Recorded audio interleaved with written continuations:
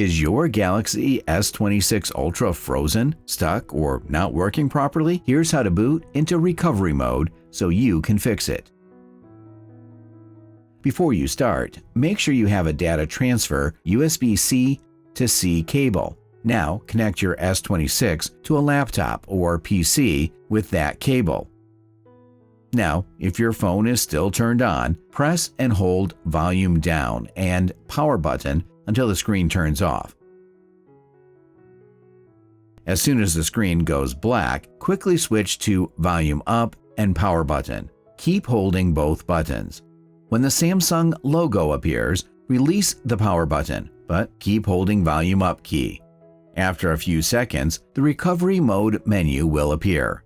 Once you're in, you can use your volume rocker to go down or up. Whatever reason you entered into boot menu, just select it with your power button.